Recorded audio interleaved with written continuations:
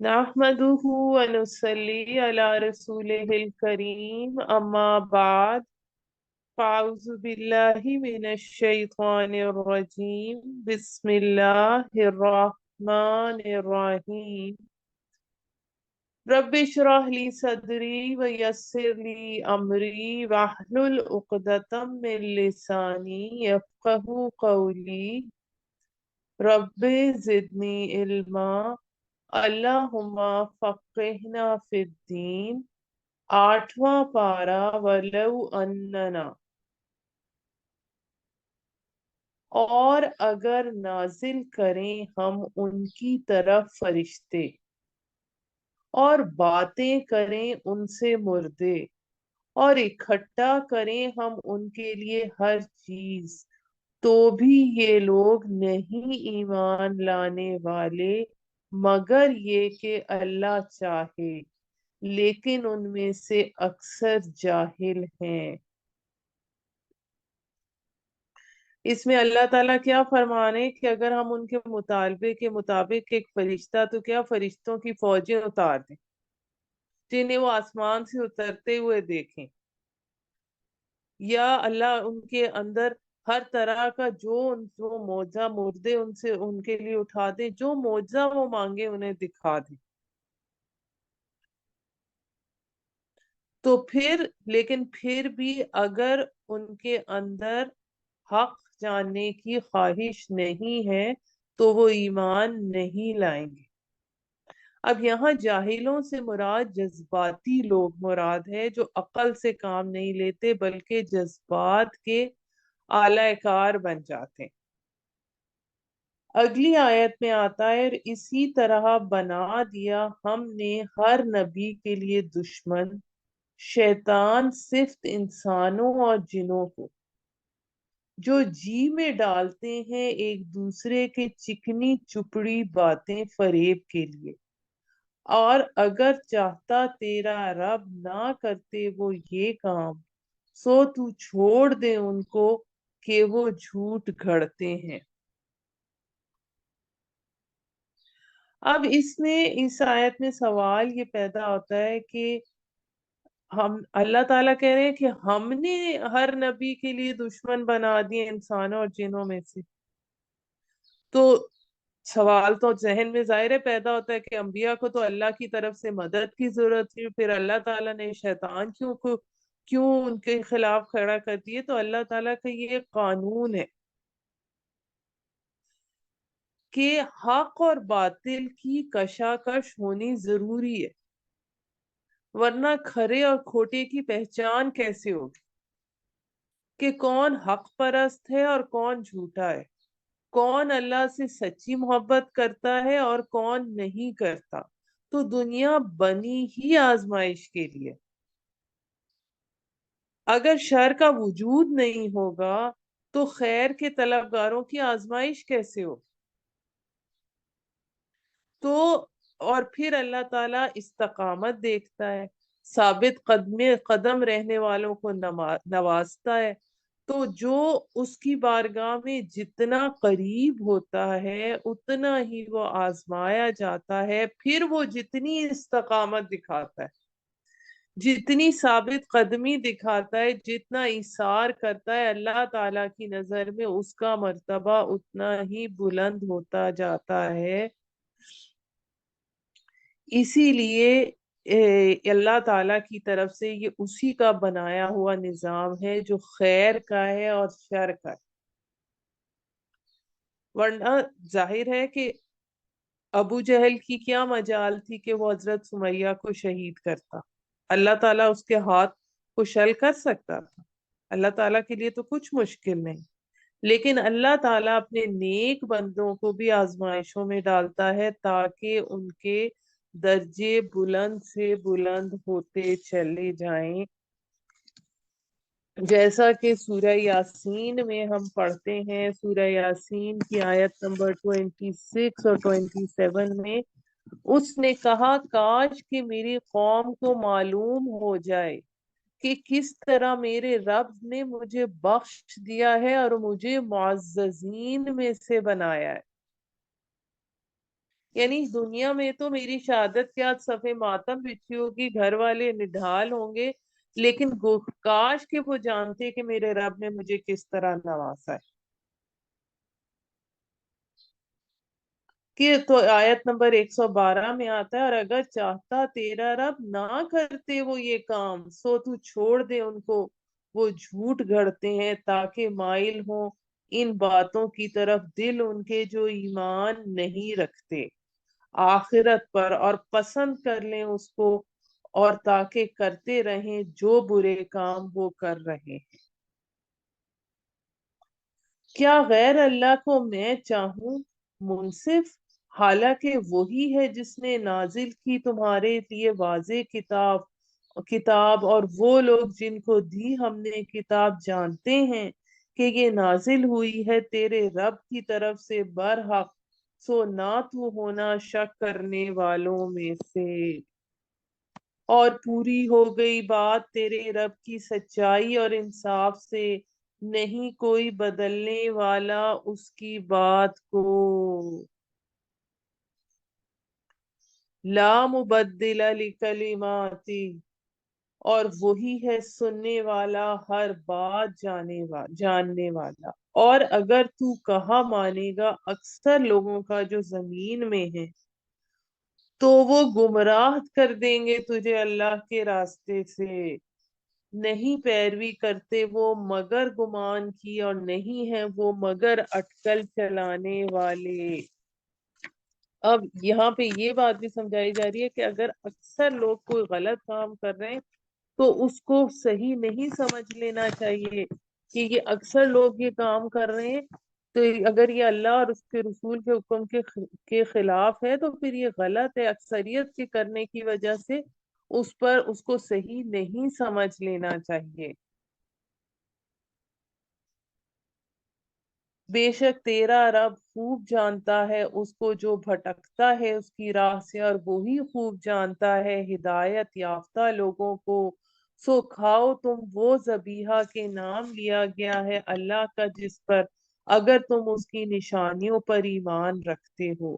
کیا وجہ ہے کہ تم نہیں کھاتے اس ذبیحے میں سے کہ نام لیا گیا ہے اللہ کا جس پر، اور بیان کر دیا ہے اس نے تمہارے لیے جو حرام کیا اس نے تم پر، سوائے اس کے کہ مجبور ہو جاؤ تم اس کے کھانے پر، بے شک اکثر لوگ گمراہ کرتے ہیں اپنی خواہشات کی بنا پر، علم کے بغیر۔ بے شک تیرا رب ہی خوب ہی جانتا ہے حد سے بڑھنے والوں کو۔ اب یہ ہم سورہ مائدہ کے سٹارٹ میں بھی ساری ڈیٹیل پڑھ چکے ہیں۔ اور چھوڑ دو کھلا ہوا گناہ اور چھپا ہوا، بے شک جو لوگ کرتے ہیں گناہ ان قریب سزا پائیں گے اس کی جو وہ کرتے تھے۔ اور نہ کھاؤ اس ذبیحہ میں سے کہ نہیں نام لیا گیا اللہ کا جس پر، بے شک ایسا کرنا گناہ ہے۔ اب جس جانور پر ذبح کرتے وقت اللہ کا نام نہ لیا گیا ہو اس کا کھانا حرام ہے۔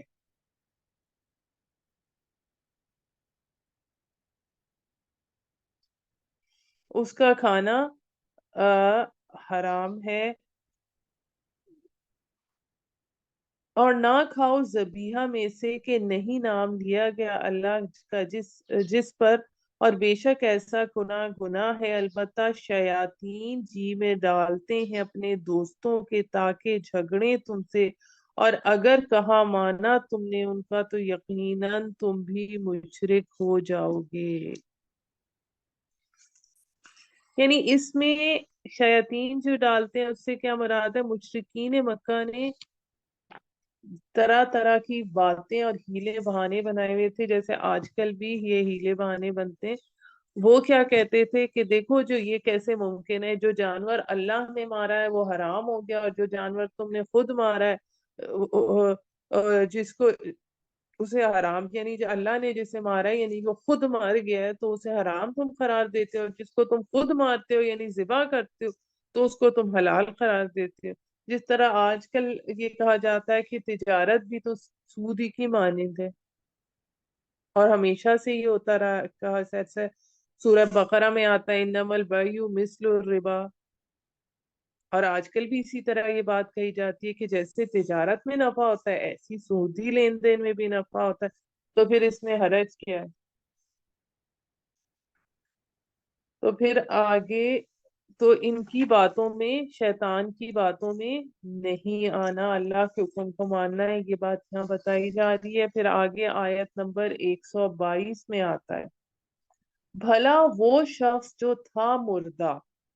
پھر ہم نے زندگی عطا کی اس کو، اور کر دی ہم نے اس کے لیے روشنی، یعنی اس میں مردہ سے مراد اس کا دل مردہ تھا،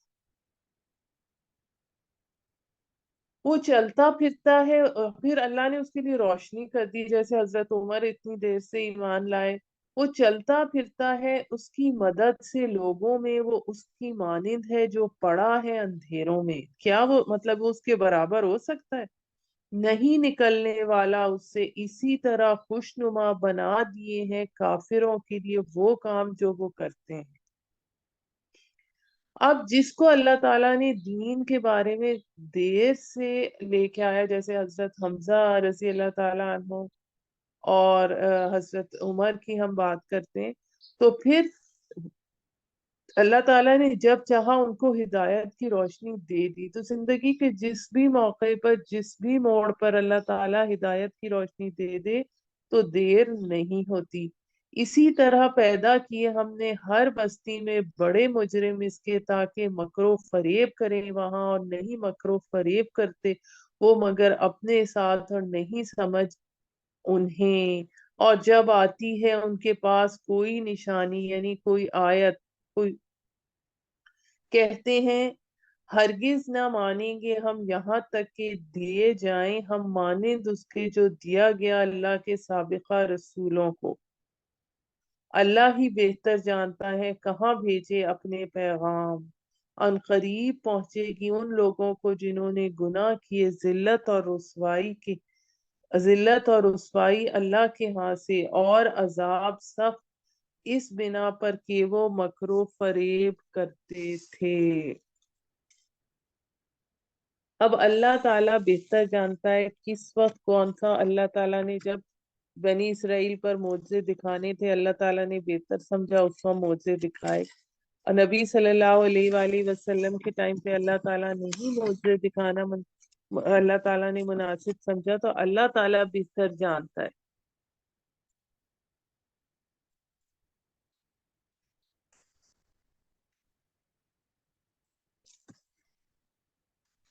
اور وہ بار بار یہی باتیں دہراتے تھے کہ جب پچھلے انبیاء پر معجزے آئے تو اگر یہ نبی ہیں تو پھر یہ معجزے کیوں نہیں کوئی حصی معجزہ کیوں نہیں دکھا سکتے، یہ بھی معجزہ دکھائیں۔ آیت نمبر 125، پس چاہتا ہے اللہ کے ہدایت دے جسے بس چاہتا ہے اللہ کے ہدایت دے جسے، تو کھول دیتا ہے اس کا سینہ اسلام کے لیے، اور جس کے لیے ارادہ کرتا ہے گمراہ کرے تو کر دیتا ہے اس کے سینے کو تنگ بھیجا ہوا، گویا کہ وہ چڑھ رہا ہے آسمان کی طرف۔ اسی طرح ڈالے رکھتا ہے اللہ گندگی ان لوگوں پر جو ایمان نہیں لاتے۔ اب یہ آیت نمبر 125 اس حوالے سے بہت اہم ہے کہ ہمیں جو یشرع صدرہ للاسلام کا لفظ آیا کہ ہمیں رب اشرح لی صدری والی دعا بہت زیادہ پڑھنی چاہیے، اور جیسے اس کے علاوہ سورہ علم نشرہ میں جیسے شرح صدر جو ہے وہ نعمت ہے، وہ خاص عنایت ہے جو کہ حضور صلی اللہ علیہ وآلہ وسلم کو اللہ تعالیٰ نے عطا فرمائی، تو اس لیے ہر مسلمان کو یہ دعا کرنی چاہیے کہ اے اللہ تعالیٰ، اے ہمارے رب، تو ہمارے دلوں کو نور ایمان سے منور فرما دے، اور ہمارے سینوں کو اسلام کے لیے کھول دے۔ اس سے مراد یہ ہے کہ ہماری ایسی باطنی بصیرت ہو کہ ہمیں اسلام کی ہر چیز ہمیں درست نظر آئے، زندگی کے ہر قدم، ہر موڑ پر اللہ کے حکم کی اللہ کے جو احکام ہیں ہمارے اندر سے آواز آئے کہ اس کے یہی صحیح ہے، اور ہمارا ہر عمل اس کی تائید کرے۔ گویا اس کے ساتھ ایک مطابقت پیدا ہو جائے. ورنہ پھر دوسری صورتحال جو اس میں بیان کی گئی ہے کہ جو جس سے اللہ تعالیٰ گمراہ کرنا چاہے تو وہ ایسا ہو جاتا ہے جیسے اونچائی پر چڑھ رہا ہو انسان اور اس کی سانس پھول جائے, اس کا دل زور زور سے دھڑکنا شروع ہو جائے. تو وہ اس سے مراد وہ شخص ہے جس کو اللہ کی طرف سے ہدایت کی توفیق نہیں عطا ہوئی اور اس کے لیے حق پر چلنا اس طرح مشکل ہو جاتا ہے جیسے ایک شخص پہاڑ پر چل رہا ہے, تو اس شخص کی یعنی کہ حق کی قبولیت کی استعداد دونوں ہی چیزیں جو ہیں وہ اس کی کم ہو جاتی ہیں. تو اللہ تعالی ہمیں شرع صدر عطا کرے کہ ہمارے دل کو, ہمارے سینوں کو اسلام کے لیے کھول دے. آیت نمبر 126, اور یہی راستہ ہے تیرے رب کا راستہ, بلا شبہ واضح کر دی ہم نے نشانیاں ان کے لیے جو نصیحت پکڑتے ہیں. انہی کے لیے ہے سلامتی گھر ان کے رب کے ہاں, اور وہی ہے ان کا مددگار بسبب ان کے اعمال کے. جس دن جمع کرے گا ان سب کو اور فرمائے گا اے گروہ جن, بلا شبہ تم نے لے لی بڑی تعداد انسانوں میں سے. اب یہاں پر جو دار السلام آیا ہے سلامتی کا گھر, اس سے مراد جنت ہے. اور پھر اگلی آیت میں آ رہا ہے کہ جس دن جمع کرے گا ان سب کو اور فرمائے گا اے گروہ جن, بلا شبہ تم نے لے لی بڑی تعداد انسانوں میں سے, اور کہیں گے ان کے دوست آدمیوں میں سے اے ہمارے رب فائدہ حاصل کیا ہم نے ایک دوسرے سے اور پہنچے اس وقت کو جو مقرر کیا تو نے ہمارے لیے. فرمائے گا دوزخ ہے تمہارا ٹھکانہ, رہو گے ہمیشہ اس میں مگر جو چاہے اللہ, بے شک تیرا رب حکمت والا جاننے والا ہے. یعنی سورہ اعراف میں عزازیل نے کیا کہا تھا, وَلَا تَجِدُ أَكْثَرَهُمْ شَاكِرِينَ, آیت نمبر 17 سورہ اعراف, اور تو ان کی اکثریت کو شکر کرنے والا نہیں پائے گا. یعنی یہ اللہ گویا ایک شاباش ہے جو اللہ کی طرف سے انہیں دی جا رہی ہے کہ تم نے تو واقعی بڑے انسانوں کو ہتھیا لیا. تو اس پر انسانوں کی جو غیرت ہے نا وہ جاگے گی.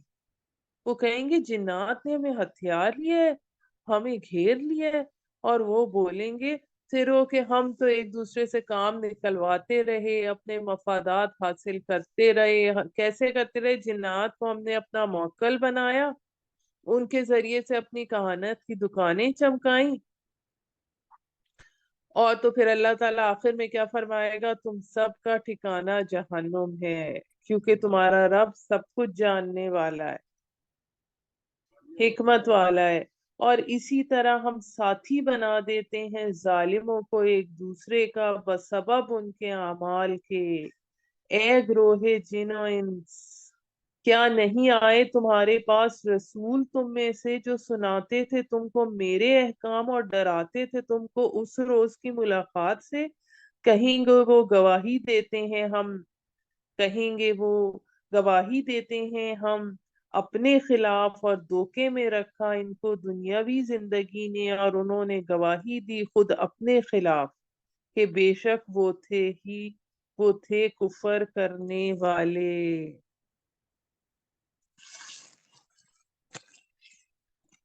تو اس سے ہمیں کیا پتا چلتا ہے؟ اب یہ جو بات ہو رہی ہے جن اور انس دونوں کو جمع کر کے کہی جا رہی ہے, اس سے ایک تو یہ ثابت ہوا کہ جو انسانوں میں سے رسول ہیں وہی جنات کے بھی رسول ہیں. اور ویسے بھی ہمیں اس میں آگے جب ہم واقعات پڑھیں گے قرآن مجید میں, تو آگے ہم انشاءاللہ سورہ احقاف اور سورہ جن میں پتہ لگ جائے گا اس کی ڈیٹیل. اور تو آگے آیت نمبر 131, یہ گواہی اس لیے ہوگی کہ نہیں ہے تیرا رب ہلاک کرنے والا بستیوں کو ان کے ظلم کی بنا پر جبکہ وہاں کے لوگ بے خبر ہوں. اور ہر شخص کے لیے درجے ہیں ان کے اعمال کے لحاظ سے، اور نہیں ہے تیرا رب بے خبر اس سے جو وہ کرتے ہیں، اور تیرا رب بے نیاز ہے رحمت والا، اگر چاہے تو لے جائے تم کو اور لا بٹھائے تمہاری جگہ تمہارے بعد جس کو چاہے، جیسا کہ پیدا کیا تم کو نسل سے دوسرے لوگوں کی۔ یعنی اللہ تعالیٰ کے لیے تو کوئی مشکل نہیں، وہ اس پر قادر ہے کہ ایک نئی مخلوق کو تمہارا جانشین بنا دے، کوئی نئی سپیشیز لے آئے۔ اللہ تعالیٰ کا اختیار مطلق ہے، وہ چاہے تو نئی نسل آدم پیدا کر دے۔ بے شک جس کا وعدہ تم سے وعدہ کیا جاتا ہے وہ ضرور آنے والی ہے، اور نہیں ہو تم اللہ کو عاجز کرنے والے، یعنی اللہ کے سب وعدے پورے ہو کے رہیں۔ کہہ دیجئے اے لوگو عمل کرتے رہو تم اپنی جگہ پر، میں بھی عمل کر رہا ہوں، سو ان قریب جان لوگے تم کہ کون ہے جس کے واسطے ہے آخرت کا گھر، بلا شبہ نہیں فلاح پائیں گے ظالم لوگ۔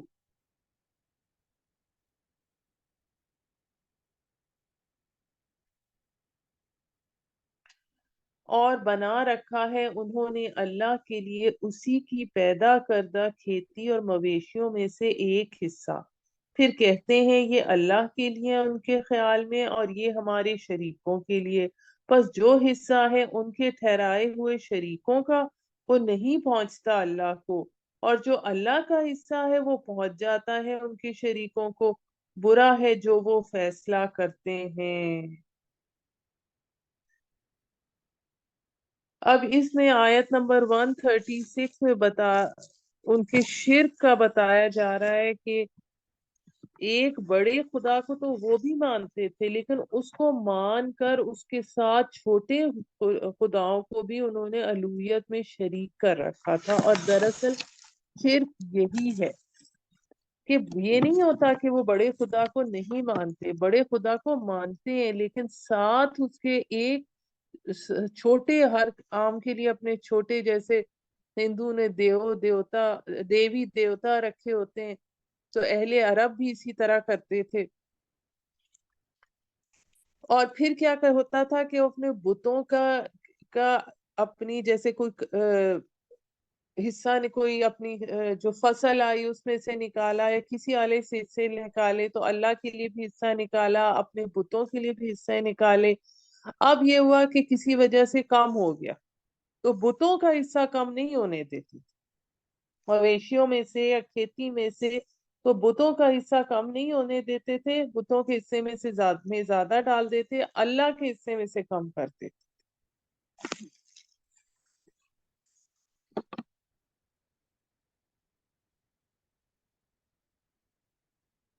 ایک حصہ یعنی اللہ کا ٹھہراتے، ایک حصہ بتوں کا ٹھہراتے، اور بتوں کو اللہ پر مقدم رکھتے، یعنی اگر بتوں کے حصے میں سے کچھ خرچ ہو جاتا تو اتنا اللہ کے حصے میں سے لے لیتے، اور اگر اللہ کے حصے میں سے کچھ خرچ ہو جاتا تو بتوں کے حصے میں سے نہ لیتے، اور کہتے اللہ تو غنی ہے اور بت فقیر ہے۔ اسی طرح خوش نما بنا دیا ہے بہت سے مشرکوں کے لیے ان کی اولاد کا قتل ان کے شریکوں نے، تاکہ برباد کریں ان کو اور تاکہ گڈمٹ کر دیں ان کے اوپر ان کا دین، اور اگر چاہتا اللہ تو نہ کرتے وہ یہ کام، اور چھوڑ دو ان کو ان کے حال پر، اور جو افطرا پردازیاں وہ کرتے ہیں۔ اب یعنی جنوں دیوی کے نام پر اولاد کو بھیٹ چڑھا دیا جاتا ہے، اور وہ کہتے ہیں یہ مویشی اور کھیت ممنوع ہے، نہ کھائے کوئی ان کو مگر وہ جسے ہم چاہیں اپنے خیال سے، اور کچھ جانور حرام ہیں ان کی پیٹھیں سواری کے لیے، اور چوپائے ہیں کہ نہیں لیتے نام اللہ کر ان پر بوقت ذبح، بہتان باندھتے ہیں اللہ پر، اور جلد جلد سزا دے گا ان کو اللہ اس کی جو وہ گھڑتے ہیں۔ یعنی کچھ حیوانات پر یہ طے کر لیا جاتا تھا کہ ذبح کے وقت ان پر اللہ کا نام نہ لیا جائے، اور وہ کہتے یہ تھے کہ یہ ابراہیم علیہ السلام کی شریعت سے، اور وہ کہتے ہیں کہ جو کچھ پیٹوں میں ہے ان جانوروں کے وہ مخصوص ہے ہمارے مردوں کے لیے اور حرام ہے ہماری عورتوں پر. یعنی اگر جو بھی وہ جانور بچہ دیتا تھا، اور اگر وہ ہو مردہ تو سب ہیں اس میں شریک. اگر مردہ ہو جائے تو پھر عورتیں بھی کھا سکتی ہیں. یعنی اگر ایک جانور ذبح کیا جائے، اس کے پیٹ سے بچہ نکلے، اگر بچہ زندہ نکلے تو مردوں کو اس کا کھانا حلال اور عورتوں کو حرام ہے، اور اگر مردہ نکلے تو مردوں عورتوں سب کے لیے حلال. جلد سزا دے گا ان کو اللہ ان کی باتوں کی، بے شک وہ بڑی حکمت والا سب جاننے والا ہے. یقیناً خسارے میں پڑ گئے جنہوں نے قتل کیا اپنی اولاد کو نادانی سے بغیر سمجھے، یعنی بتوں کی بھیٹ چڑھایا، اور حرام ٹھہرا لیا اس رزق کو جو ان کو دیا اللہ نے جھوٹ باندھ کر اللہ پر. بے شک گمراہ ہوئے وہ، اور ہرگز نہ تھے اور ہرگز نہ تھے ہدایت یافتہ. اب آیت نمبر 141.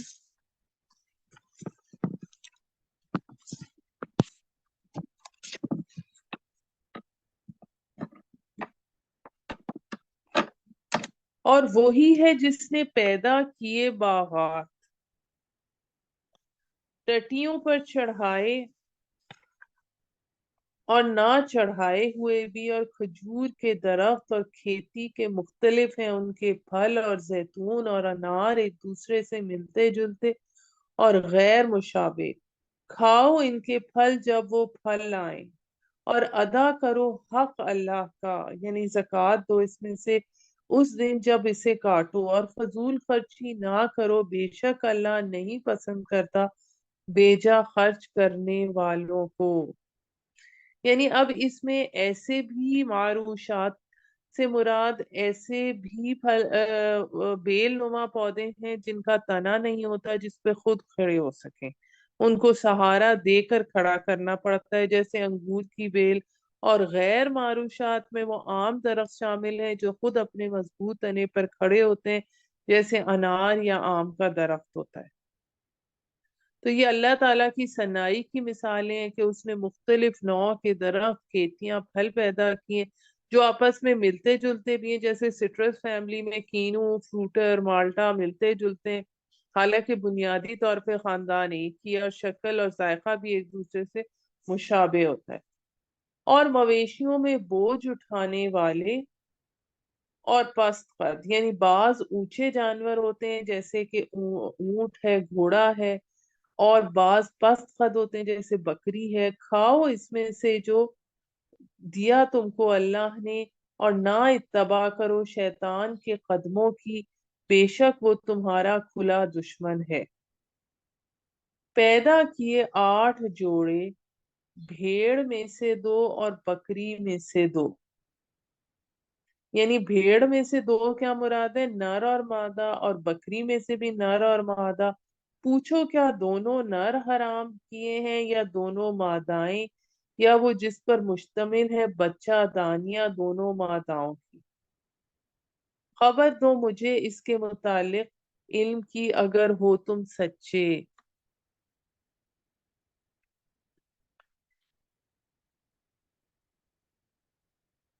یعنی انہوں نے یہ اس بات کا جواب ہے جنہوں نے حاملہ ماداؤں کے بارے میں کہی تھی کہ ان کے پیٹ میں جو بچے ہیں ان کا گوشت صرف مرد کھا سکتے ہیں جبکہ عورتوں پر حرام ہے، اور اگر مرا ہوا پیدا ہو تو اس کا گوشت مرد اور عورتیں سبھی کھا سکتے ہیں،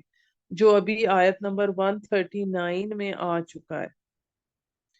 مطلب اس میں کہا یہ جا رہا ہے، غور طلب بات یہ ہے کہ کسی حلال جانور مادہ کے پیٹ میں جو بچہ ہے اس میں حرمت کہاں سے آئی؟ اللہ تعالیٰ نے یہ کہاں سے، اللہ نے کہاں تو اس کو کچھ ایسا نہیں بتایا حرام ہے تو سب کے لیے، حلال ہے تو سب کے لیے. یہ تم نے نئے نئے خواتین کہاں سے بنا لیے؟ اور پیدا کیے اونٹ میں سے 2 اور گائے میں سے 2. پوچھو کیا دونوں نر حرام کیے ہیں اللہ نے، یا دونوں مادائیں، یا جس پر مشتمل ہے بچہ دانیہ دونوں ماداؤں کی. کیا تم حاضر تھے جس کا حکم دیا تم کو اللہ نے ان کا، پھر کون زیادہ ظالم ہے اس سے جو بہتان باندھے اللہ پر جھوٹا، یعنی خود یہ کہے کہ یہ قوانین اللہ کی طرف سے، تاکہ گمراہ کرے لوگوں کو بغیر علم کے۔ بے شک اللہ نہیں ہدایت دیتا ظالم لوگوں کو۔ کہہ دیجئے نہیں پاتا میں اس میں جو وحی کی گئی میری طرف حرام کسی کھانے والے پر جو اس کو کھائے،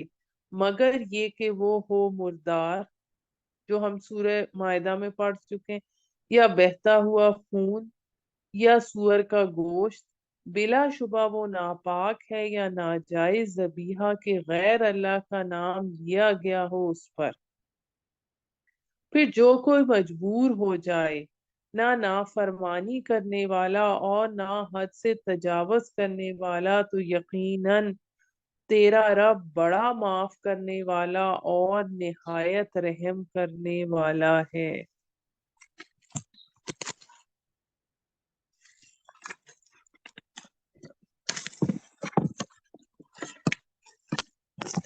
آیت نمبر 146۔ ان لوگوں کو جو یہودی ہوئے حرام کیا ہم نے ہر ناخن والا جانور، اور گائے اور بکری میں سے حرام کی ان پر ان دونوں کی چربی سوائے اس کے جو لگی ہو ان کی پیٹھوں پر یا آنتڑیوں پر، یا جو ملی ہو ہڈی کے ساتھ۔ یہ سزا دی تھی ہم نے ان کو ان کی سرکشی کی، بے شک ہم ہی سچے ہیں۔ اب کچھ جانور کے پاؤں پھٹے ہوئے ہوتے ہیں جیسے گائے بکری وغیرہ، اور کچھ کے ایک ہی پاؤں یعنی کھر ایک ہی ہوتا ہے، مثلا گھوڑا گدھا۔ اب ہم جیسا کہ پڑھ کر آئے کہ یہودیوں پر کچھ چیزیں تو، جو چیزیں حرام کی گئی تھی ان میں سے بعض تو اصلاً حرام تھی، اور کچھ چیزیں ان کی شرارتوں اور نافرمانیوں کی وجہ سے بطور سزا ان کے لیے حرام کی گئی تھی۔ اب جانوروں کی عام کھلی چربی ان کے لیے حرام کر دی گئی تھی، جبکہ آسمانی حکم، جو آسمانی شریعت تھی اس کے حکم کا حصہ نہیں تھی، بلکہ ان کی شرارتوں اور نافرمانیوں کی وجہ سے یہ تنگی ان پر بطور سزا کے کر دی گئی تھی۔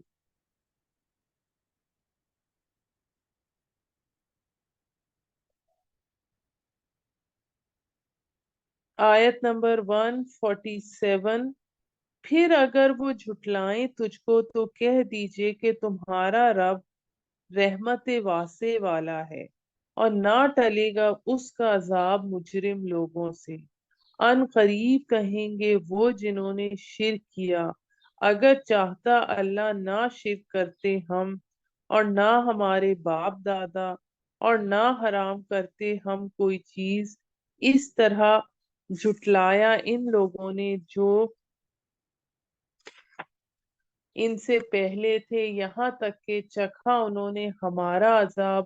پوچھو کیا تمہارے پاس کچھ علم ہے تو پیش کر دو ہمارے سامنے، نہیں پیروی کرتے تم مگر گمان کی، اور نہیں ہو تم مگر محض اٹکل سے کام لیتے ہو۔ کہہ دیجئے اللہ ہی کی دلیل ہے پہنچی ہوئی، حجت البالغہ، بس اگر وہ چاہتا تو ہدایت دے دیتا تم سب کو، یعنی اگر اللہ تعالیٰ چاہتا تو اس کے لیے کیا مشکل ہے، سب کو وہ حضرت ابو بکر صدیق جیسا نیک بنا دیتا، اس کے لیے تو کوئی مشکل نہیں ہے۔ مگر جیسا وہی ہم نے جیسے بات کی کہ دنیا ہے ہی آزمائش کی جگہ۔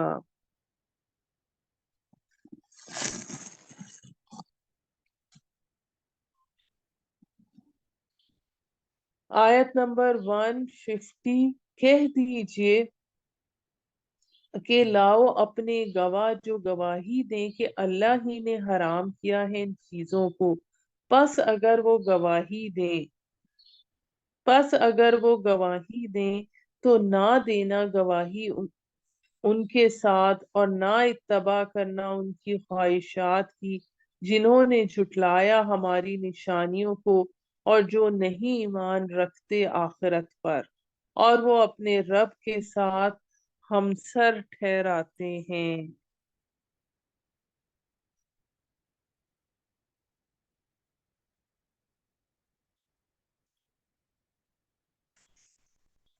اس کے بعد آگے آیت نمبر 151 ہم شروع کرتے ہیں، اور یہاں پر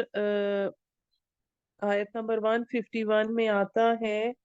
کہہ دیجئے آؤ میں سناؤں، کیا حرام کیا تمہارے رب نے، کہ تم جب چاہتے ہو کسی بکری کو حرام ٹھہرا دیتے ہو، کسی اونٹ کو محترم ٹھہرا دیتے ہو،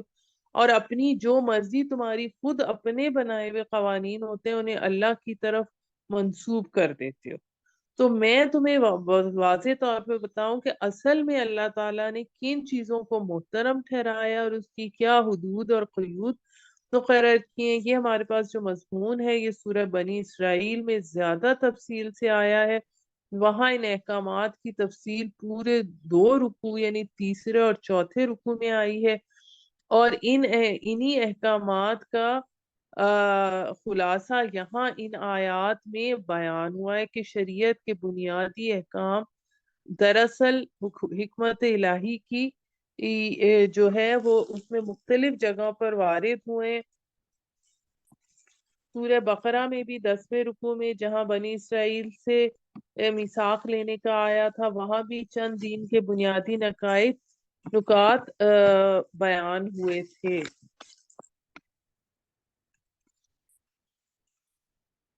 اب ہم اس میں پہلی چیز کیا آتی ہے، سب سے پہلی چیز یہاں پر آتی ہے کہ تم نہ شریک ٹھہراؤ اس کے ساتھ کسی چیز کو، اور نمبر 2 اور ماں باپ کے ساتھ نیکی کرو، نمبر 3 اور نہ قتل کرو اپنی اولاد کو مفلسی کے ڈر سے،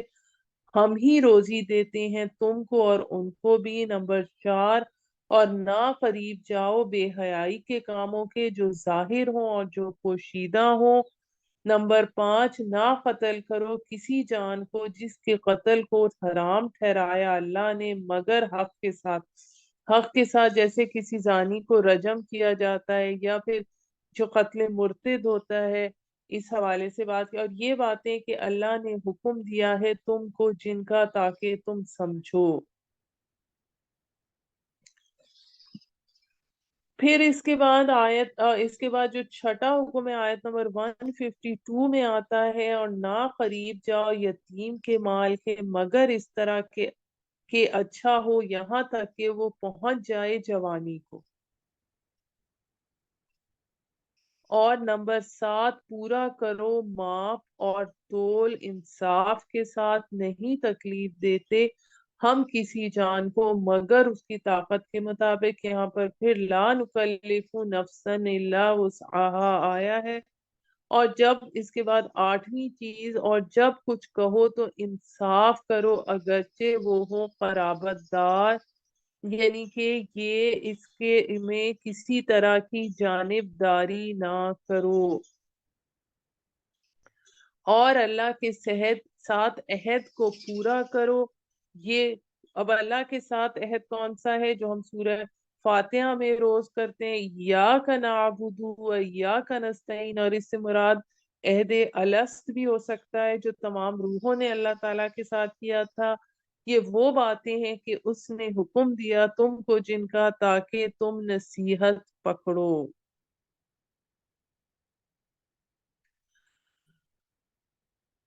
اور یہ کہ یہی ہے میری راہ سیدھی، سو تم اس پر چلو اور نہ چلو دوسرے راستوں پر جو الگ کر دیں تم کو اللہ کی راہ سے، اور یہ باتیں کہ اللہ نے حکم دیا ہے تم کو جن کا تاکہ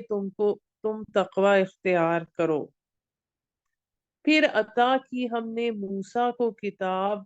نعمت پوری کرنے کے لیے اس شخص پر جو نیکی کرتا ہے، اور تفصیل بیان کرنے کے لیے ہر شے کی، اور سراسر ہدایت اور رحمت تاکہ وہ لوگ اپنے رب سے ملاقات اعلان کا یقین کریں۔ اب یہ جو حضرت عبداللہ بن عباس رضی اللہ تعالیٰ عنہما کے نزدیک سورہ بنی اسرائیل کے تیسرے اور چوتھے رکوع میں جو احکام ہیں جن کا یہاں پر خلاصہ آ رہا ہے، یہ تورات کے احکام عشرہ یعنی 10 کمانڈمنٹس جو ہے تورات کی، اولڈ ٹیسٹمنٹ کی، اس کا بھی خلاصہ یہی ہے۔ پھر آیت نمبر 155 میں آتا ہے، اور یہ کتاب ہے جو نازل کی ہے ہم نے برکت والی، سو اس پر چلو اور ڈرو اللہ سے تاکہ تم پر رحم کیا جائے۔ ایسا نہ ہو کہ تم کہو نازل کی گئی تھی کتاب اوپر دو گروہوں کے جو ہم سے پہلے تھے، یعنی عیسائیوں اور یہودیوں کے، اور بے شک ہم تھے ان کے پڑھنے پڑھانے سے بے خبر۔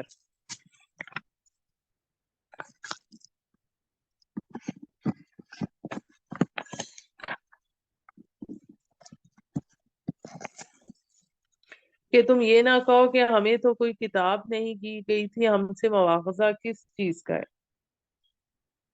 یا کہنے لگو کہ اگر کہیں نازل ہوتی ہم پر کتاب تو البتہ ہم ہوتے زیادہ ہدایت پانے والے ان سے، پس تحقیق آ گئی تمہارے پاس روشن دلیل تمہارے رب کی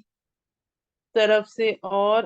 ہدایت اور رحمت، پس کون ہے زیادہ ظالم اس شخص سے جو جھٹلا دے اللہ کی نشانیوں کو اور منہ موڑے ان سے۔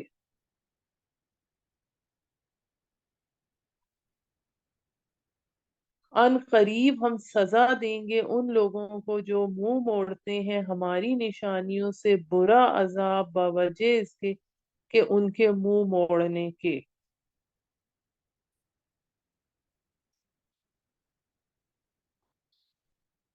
کیا وہ انتظار کرتے ہیں اس کا کہ آئیں ان کے پاس فرشتے، یا آ جائے تیرا رب خود،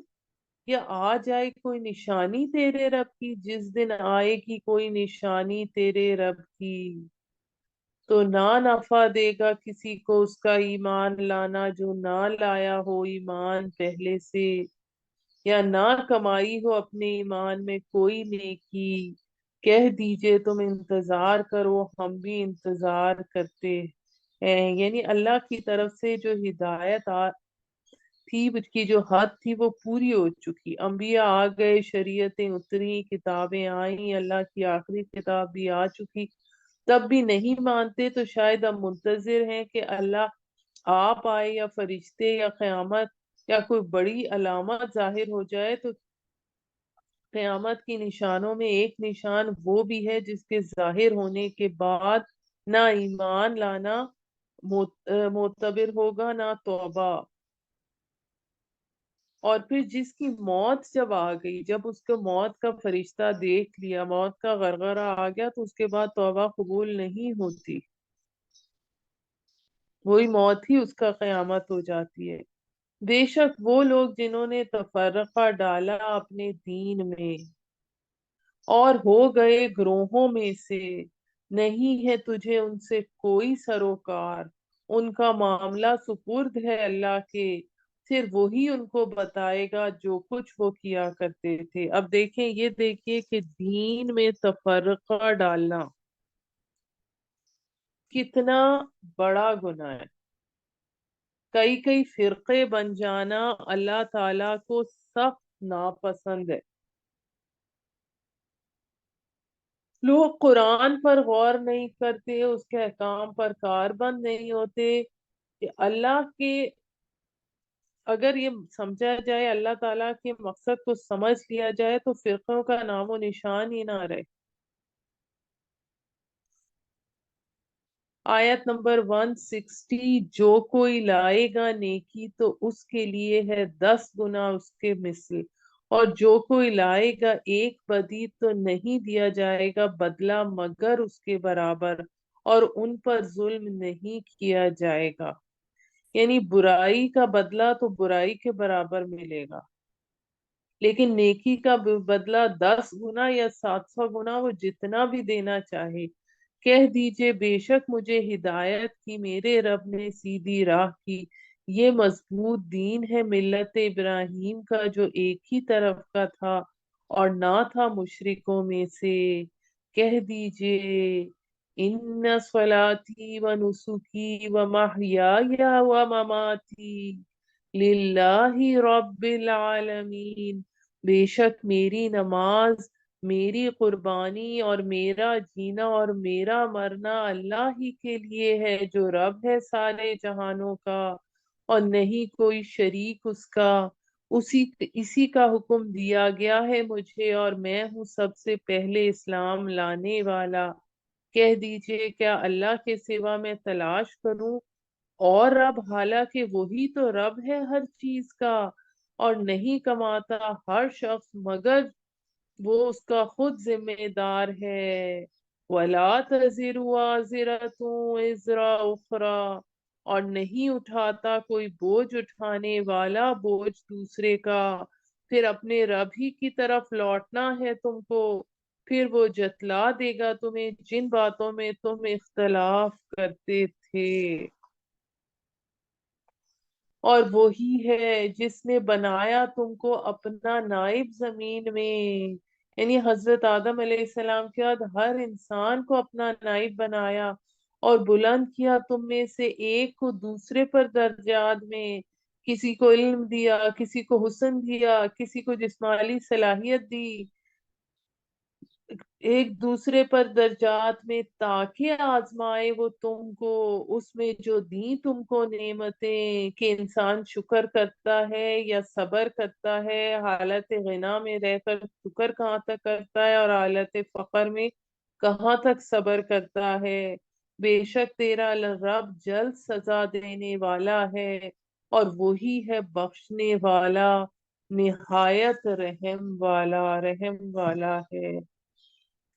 इसके साथ ही हम यहाँ पर 7 मिनट की ब्रेक लेते हैं, और हम इस वक्त 11:56 हो रहे हैं, तो हम 12:03 पर इंशाल्लाह आगे कंटिन्यू करेंगे, सूरह आराफ स्टार्ट करेंगे।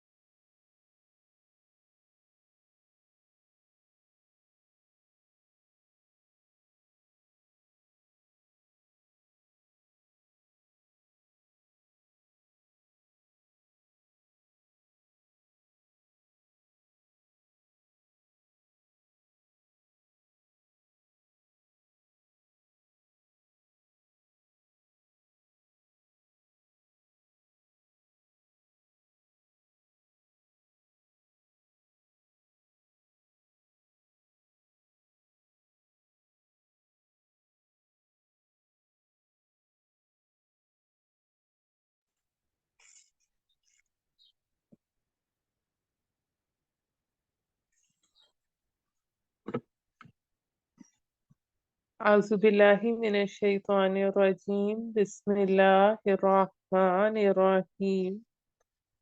سورة الأعراف سورة الأعراف قرآن حکیم کی طویل ترین مکی سورت ہے۔ اس سورت کا سورہ انعام کے ساتھ جوڑے کا تعلق ہے۔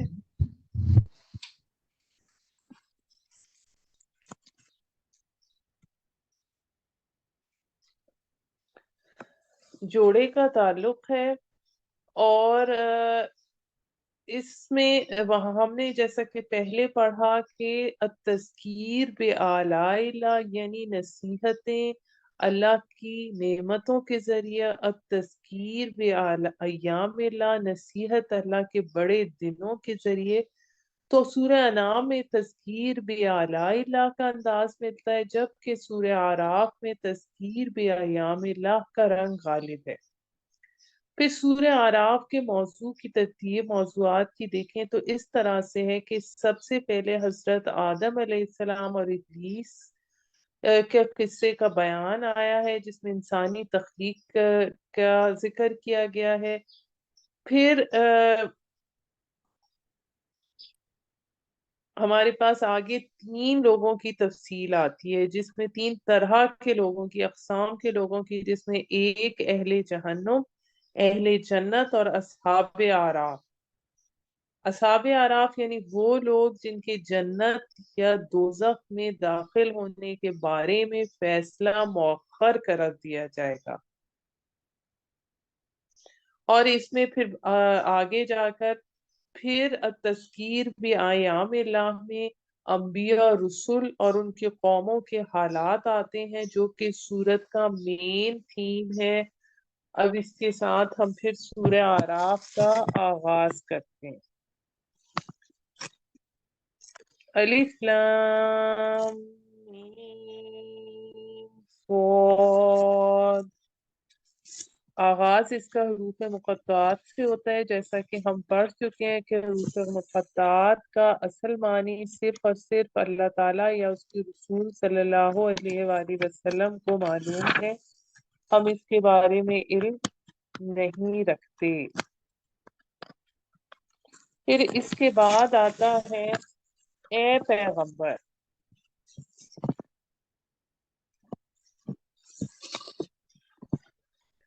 اے پیغمبر، یہ کتاب نازل کی گئی ہے تم پر، سو نہ ہو تمہارے دل میں تنگی اس کے بارے میں، تاکہ تو ڈرائے اس کے ساتھ، اور نصیحت ہے ایمان والوں کے واسطے۔ ایمان والوں کے لیے لوگوں پیروی کرو اس کی جو اتارا گیا ہے تم پر تمہارے رب کی طرف سے، اور نہ پیروی کرو اس کے سوا دوسرے رفیقوں کی، بہت ہی کم نصیحت قبول کرتے ہو تم۔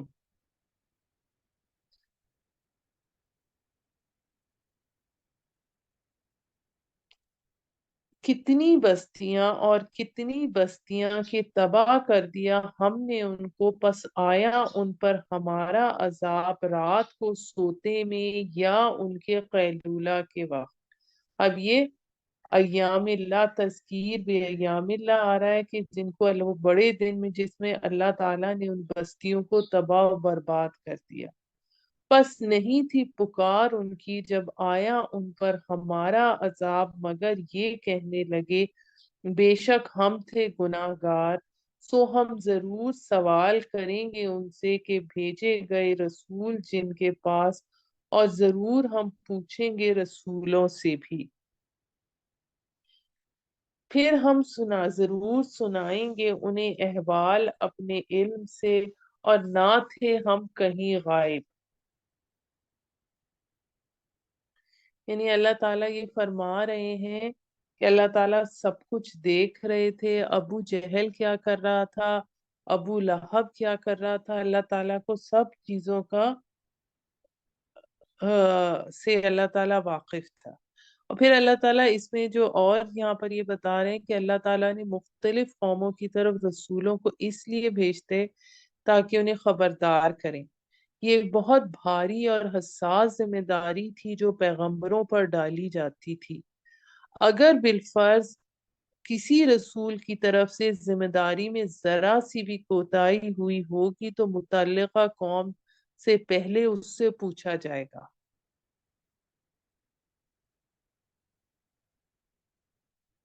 وہ اس کے لیے جواب دہ ہوگا۔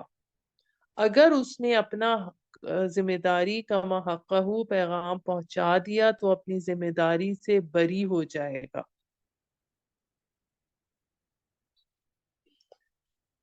آیت نمبر 8 میں آتا ہے، اور اعمال کا تلنا اس دن برحق ہوگا، بھاری ہوں گے جن کے تول سو وہی لوگ ہوں گے فلاح پانے والے،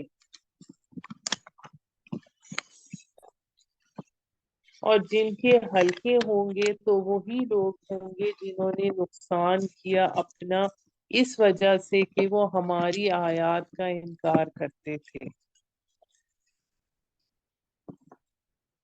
اب ایک تو میں یہاں پہ پچھلی آیات کے حوالے سے آپ کو یہ بتاتی چلوں کہ جب 10 ہجری کو نبی صلی اللہ علیہ وآلہ وسلم نے میدان عرفات میں ایک بہت بڑے ہجوم سے حجۃ الوداع کے موقع پر مخاطب تھے، تو آپ نے مجمع کو خطاب کر کے فرمایا الا هل بلغت، لوگوں سنو کیا میں نے پہنچا دیا؟ تو پورے مجمع نے جواب دیا نشہد انک قد بلغت وادیت ونصحت، کہ ہم گواہ ہیں کہ آپ نے رسالت کا حق ادا کر دیا، آپ نے امانت کا حق ادا کر دیا۔ تو پھر آپ نے انگلی اٹھا کر اوپر کہا اللہم اشہد اللہم اشہد 3 دفعہ، کہ اللہ تو گواہ رہنا، کہ اللہ تو گواہ رہنا، یہ لوگ تسلیم کر رہے ہیں کہ میں نے تیرا پیغام پہنچا دیا۔ پھر آپ نے فرمایا کہ اب پہنچایا کر رہیں گے، اب میں نے تیرا پیغام پہنچا دیا، اب پہنچائیں گے وہ لوگ جو یہاں موجود ہیں ان لوگوں کو جو یہاں موجود نہیں۔ مطلب یہ کہ میرے کندھے سے بوجھ اتر کر اب تمہارے کندھے پر آ گیا، اب میں صرف تمہاری طرف رسول بنایا ہوتا تو مشن کی تکمیل آج ہو جاتی، مگر میں تو رسول ہوں تمام انسانوں کے لیے جو قیامت تک ہے۔ چنانچہ اب اس دعوت و تبلیغ کو ان لوگوں تک پہنچانا میری امت کے لوگوں کے ذمے ہے۔ یہ وہی چیز ہے جو کہ ہم سورہ نساء کی آیت نمبر 41 میں پڑھ کے آ چکے ہیں کہ اس دن کیا صورتحال ہوگی جب ہم ہر امت میں سے گواہ کھڑا کریں گے کہ اے نبی، اور آپ کو لائیں گے ہم ان پر گواہ۔ یعنی کہ نبی صلی اللہ علیہ وآلہ وسلم تو اللہ کی حضور گواہی دیں گے میں نے پیغام اللہ کا لوگوں تک پہنچا دیا، اب یہ ذمہ دار اور جواب دیں ہیں، تو ہم کیا جواب دیں گے اس رب کے سامنے؟ کیا ہم نے اللہ کا پیغام آگے پہنچایا؟ تو اس میں پھر آگے اس کے بعد یہ بتایا جا رہا ہے اگلی آیات میں کہ اس دن اللہ تعالی کا جو ترازو ہوگا اس کا کوئی ایسا نظام قائم کرے گا جس کے ذریعے سے اعمال کا وزن ٹھیک ہوگا، حق ہوگا۔ اب یہ دیکھیں پہلی چیز تو یہ کہ اعمال کو گنا نہیں جائے گا، تولا جائے گا۔ تولنے سے کیا مراد ہے؟ اعمال صالحہ ہی کا وزن ہوگا، باطل اور برے کاموں میں سرے سے کوئی وزن نہیں ہوگا۔ ریاکاری کی نیکیاں ترازو میں بے حیثیت ہوں گی، یعنی کہ جس کا نیکیوں والا پلڑا بھاری ہوگا نجات بس اسی کے لیے ہوگی، اور جس کے پلڑے ہلکے ہوں گے سو وہی لوگ ہیں جنہوں نے نقصان کیا اپنا اس وجہ سے کہ وہ ہماری آیات کا انکار کرتے تھے. تو یہاں پر ہمارے پاس یہ 2-3 ٹاپکس ہیں وہ بہت امپورٹنٹ گزرے. پھر آگے آیت نمبر 10 میں آتا ہے، اور البتہ جگہ دی ہم نے تم کو زمین میں اور مہیا کیا ہم نے تمہارے لیے اس میں زندگی کا سامان بہت کم، شکر کرتے ہو تم.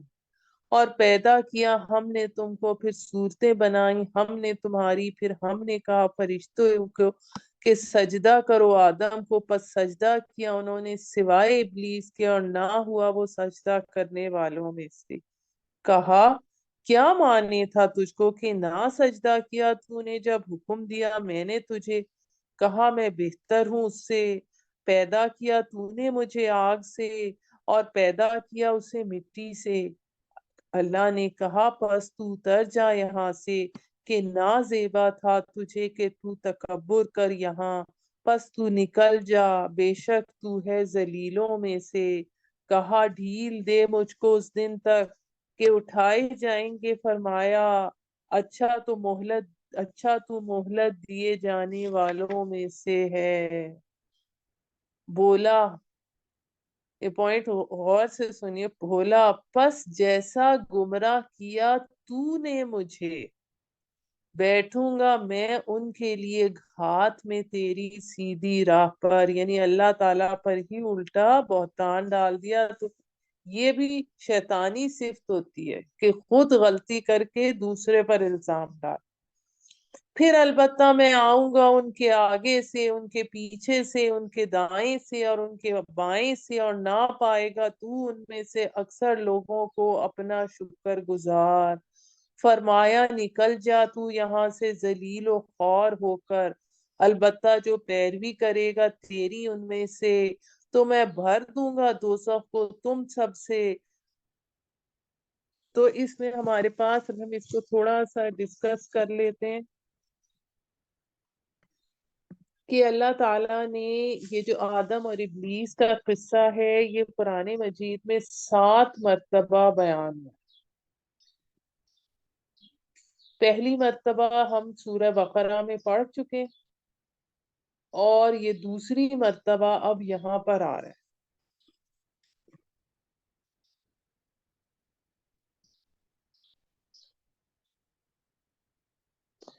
تو اس میں ہم اللہ تعالیٰ نے جب تمام فرشتوں کو حکم دیا کہ حضرت آدم علیہ السلام کے آگے سجدہ کریں، تو ابلیس نے نہیں سجدہ کیا اور وہ دھتکارے جانے والوں میں سے ہو گیا. اور پھر اس نے یہ کہا کہ میں تیری توحید کی شارع پر ڈیرے جما کر گھات لگا کر مورچہ بند ہو کر بیٹھوں گا، اور تیرے بندوں کو شرک کی پگڈنڈیوں کی طرف موڑتا رہوں گا. تمہارے ان پر حملہ کروں گا ان کے سامنے سے. سامنے سے کیسے؟ کہ دنیا کی رغبت، دنیا کا شوق، دنیا کی چمک دمک تمہارے سامنے آئے، اور ان کے پیچھے سے کہ آخرت کی یاد ہی نہ آئے، آخرت سے غافل ہو جائے. اور ان کے دائیں سے یعنی کہ نیکیوں سے، نیکیاں اپنی آپ کو نیکیاں بہت زیادہ سمجھنے لگیں، اور بائیں سے یعنی گناہ میں دلکشی معلوم ہو. جو آج کل آپ دیکھیں کہ ہر چیز پہ لکھا کیا تھا، انجوائے. تو زندگی کے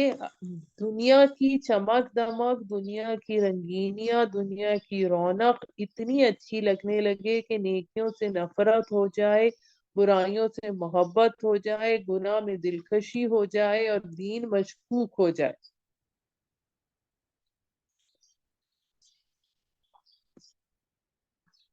پھر اس کے بعد ہمارے پاس آگے آیت نمبر 19 میں آتا ہے، اے آدم رہ تو اور تیری بیوی جنت میں، پھر تم کھاؤ جہاں سے تم دونوں چاہو،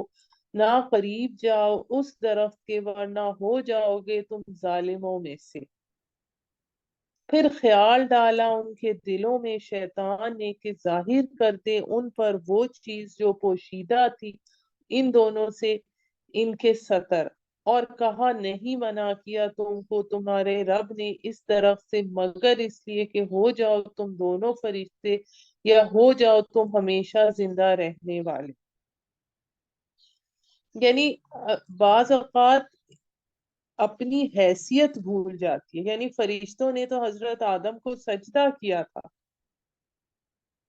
لیکن شیطان نے ان کے دل میں یہ ڈالا کہ اس لیے تمہیں منع کیا گیا ہے تاکہ تم فرشتے نہ ہو جاؤ یا تمہیں حیات نہ ہمیشہ کی مل جائے۔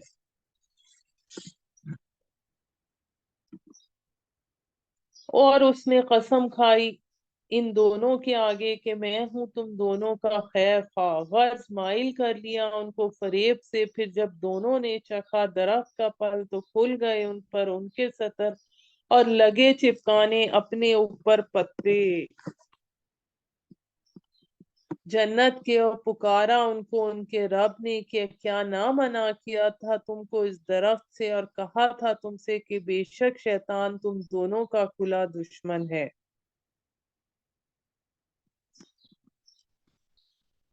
اب یہاں پر ہر چیز جو ہے وہ تسنیہ کے صیغے میں آ رہی ہے۔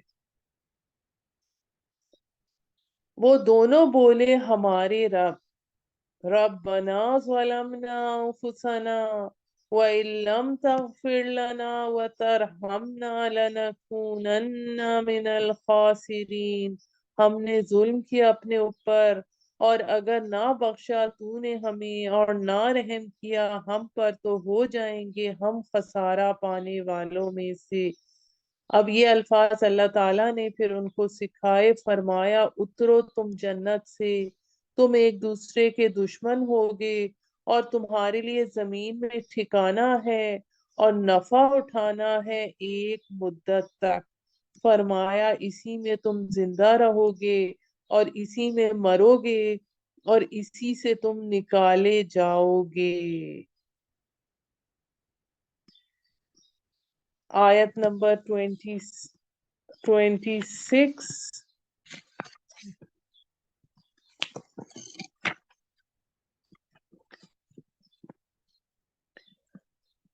اے اولاد آدم، اتارا ہم نے تم پر لباس جو چھپاتا ہے تمہارے ستر اور زینت ہے، اور لباس پرہیزگاری کا اس سے بھی بہتر ہے۔ یہ نشانیاں ہیں اللہ کی تاکہ لوگ نصیحت پکڑیں۔ اب عرب کے جو رسم و رواج تھے جاہلیت کے، ان میں ایک راہبانہ تصور یا یہ تصور بھی تھا کہ لباس انسانی جسم کے لیے خام خواہ کا تکلف ہے۔ یہ شرم کا احساس جو انسان نے اپنے اوپر اوڑھ رکھا ہے یہ انسان کا خود پیدا کرتا ہے، اور اسی نظریے کے تحت مرد اور عورتیں مادرزاد ننگے ہو کر کعبے کا طواف کرتے تھے اور اس فعل کو اعلیٰ درجے کی نیکی سمجھتے تھے۔ تو اس چیز کو یہ بتایا گیا یہاں پر کہ سب سے بہتر لباس تقوی کا ہے، اور اس میں یہ بتایا گیا کہ اللہ تعالیٰ نے اس لباس انسان کو پہننے کا حکم دیا ہے جو چھپاتا ہے اس کا ستر بھی اور زینت بھی، اور اسی لیے ایسے لباس سے منع کیا گیا ہے جسے پہن کر انسان ننگا ہو، جیسے انتہائی تنگ لباس جس میں جسم کے نشیب و فراز ظاہر ہو، یا عورتوں کا اتنا باریک لباس جس میں سے جسم جھلک رہا ہو۔ ایسی لباس پہننے والی عورتوں کے بارے میں حضور صلی اللہ علیہ وآلہ وسلم نے فرمایا ہے کہ وہ عورتیں لباس پہن کر بھی ننگی رہتی ہیں، اور آپ کا فرمان ہے یہ عورتیں ان کا جنت میں داخل ہونا تو درکنار جنت کی ہوا بھی نہ پا سکیں گی، جبکہ جنت کی ہوا 500 سال کی مسافت سے بھی محسوس ہوتی ہے۔ یہ صحیح مسلم کی کتاب اللباس اور زینہ میں آتا ہے۔ یعنی لباس و تقوی سے مراد ایک تو یہ ہے کہ انسان جو لباس زیب تن کرے وہ حقیقی معنوں میں تقوی کا مظہر ہو، اور دوسری طرف یہ کہ انسانی شخصیت کی اصل زینت وہ لباس، وہ سیرت و کردار ہے جس میں شرم و حیا بھی ہو اور خوف خدا بھی ہو۔ اے اولاد آدم، نہ بہکا دے تم کو شیطان، جیسا کہ نکالا اس نے تمہارے ماں باپ کو جنت سے، اتروائے ان کے لباس تاکہ دکھلائے ان کو ان کے ستر۔ بے شک دیکھتا ہے تم کو وہ اور اس کی قوم جہاں سے تم ان کو نہیں دیکھتے۔ بے شک ہم نے بنا دیا شیطانوں کو دوست ان لوگوں کا جو ایمان نہیں لاتے، اور جب کرتے ہیں برا کام،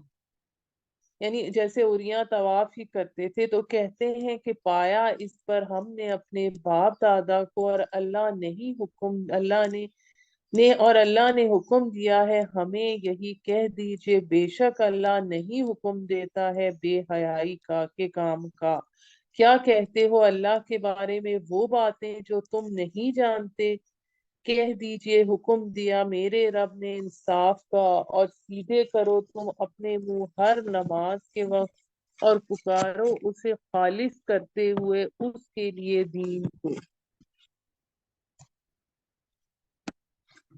جیسا اس نے تم کو پہلے پیدا کیا تم پھر پیدا کیے جاؤ گے۔ اس نے ایک فرقے کو ہدایت دی اور ایک فرقے پر لازم ہو گئی گمراہی بوجہ کفر کے، بے شک انہوں نے بنا لیا شیطانوں کو دوست اللہ کو چھوڑ کر، اور وہ گمان کرتے ہیں کہ وہ یقیناً ہدایت پر ہیں۔ اے اولاد آدم، کر لیا کرو آراستہ اپنے آپ کو لباس سے ہر نماز کے وقت، یعنی کہ نماز کے وقت بھی لباس اچھا پہننا ضروری ہے۔ جو ہمارے یہاں ایک عام کانسیپٹ یہ ہے کہ جیسے آفس جا رہے ہیں اور کوئی صاحب باہر جا رہے ہیں یا کوئی خاتون باہر کسی سے ملنے جا رہی ہیں تو پھر تو اچھا لباس پہنتے ہیں، لیکن نماز کے وقت اچھے لباس کا اہتمام نہیں کرتے۔ تو نماز کے وقت بھی اچھے لباس کا اہتمام کرنا چاہیے، اور کھاؤ اور پیو اور مت اسراف کرو۔ اللہ نہیں پسند کرتا اسراف کرنے والوں کو، یعنی اسراف سے مراد کھانے پینے کی چیزوں اور مال کا بے دریغ اڑانا رب کریم کو ناپسند ہے۔ یہ اللہ تعالیٰ کی نعمتوں کی ناشکری ہے۔ پوچھ کس نے حرام کیا اللہ کی زینت کو جو پیدا کی اس نے اپنے بندوں کے لیے، اور پاکیزہ چیزیں کھانے کی، یعنی یہاں پر کس چیز کی ذکر آ رہی ہے؟ یہ جو ذکر آ رہا ہے جو رہبانیت کا تصور تھا۔ کہہ دیجئے یہ نعمتیں مومنوں کے لیے ہیں دنیا کی زندگی میں، خالصتاً روز قیامت میں اس طرح ہم بیان کرتے ہیں آیتیں ان لوگوں کے لیے جو سمجھ رکھتے ہیں۔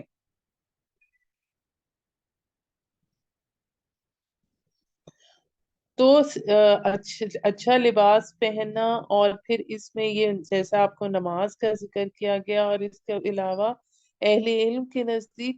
ہر حالت میں ہی ستر جو ہے فرض ہے، خواہ آدمی تنہا ہی کیوں نہ ہو۔ پھر آیت نمبر 33 میں آتا ہے، کہہ دیجئے بس حرام کیا میرے رب نے بے حیائی کی باتوں کو جو ظاہر کی ہیں ان میں سے، اور جو چھپی ہیں، اور گناہ کو، اور زیادتی ناحق کو، اور یہ کہ شریک ٹھہراؤ تم اللہ کے ساتھ ایسی چیز کو کہ نہیں اتاری گئی اس کے لیے کوئی سند، اور یہ کہ کہو اللہ کے بارے میں ایسی باتیں جو تم نہیں جانتے، یعنی اللہ کے بارے میں ایسی باتیں کہنا جو کہ اللہ تعالیٰ نے جن کا حکم نہیں دیا، اس سے بھی سختی سے منع کیا گیا ہے۔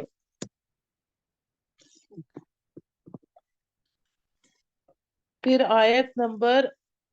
34 میں آتا ہے، ہر گروہ کے لیے ایک وقت ہے مقرر، پھر جب آئے گا ان کا وقت نہ پیچھے ہٹ سکیں گے ایک گھڑی اور نہ آگے بڑھ سکیں گے. یعنی کہ اس وقت کے حوالے سے جیسے ہی سوال پیدا ہوتا تھا کہ ابو جہل جب اتنے ظلم کر رہا ہے تو اس کو ڈھیل کیوں دی جا رہی ہے، تو اس پہ اللہ تعالیٰ فرما رہے ہیں کہ ہر گروہ کے لیے ایک وقت مقرر ہے، اس کو اسی وقت میں اس کی سزا ملے گی.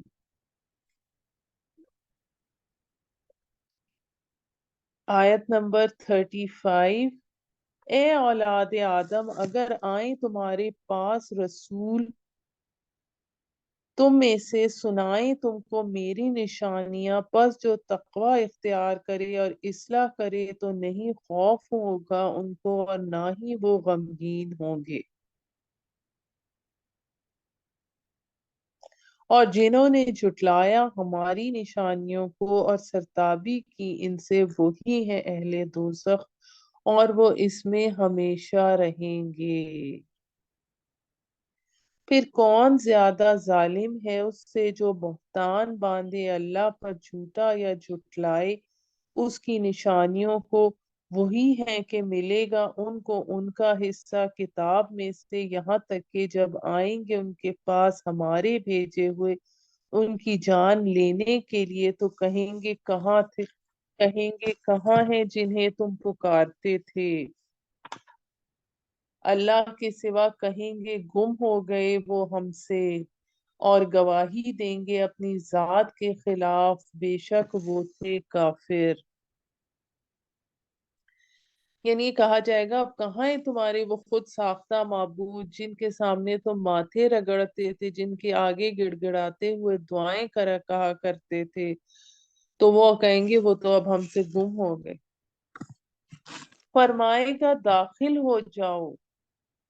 ان امتوں کے ہمراہ جو گزری تم سے پہلے جنوں اور انسانوں میں سے جہنم میں.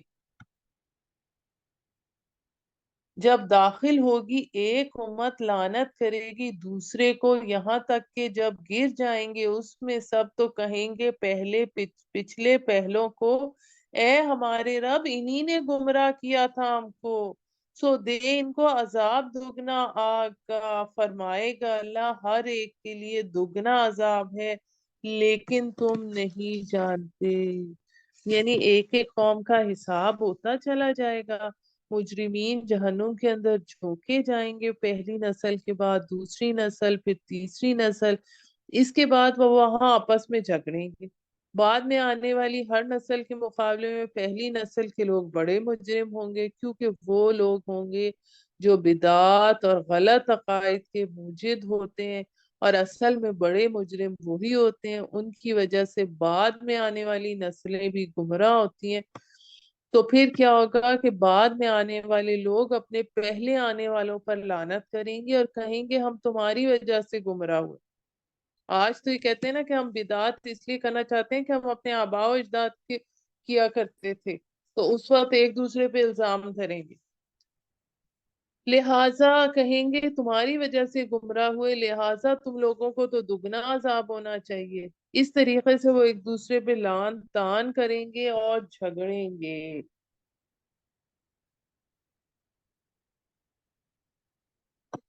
اس کے بعد آیت نمبر 39.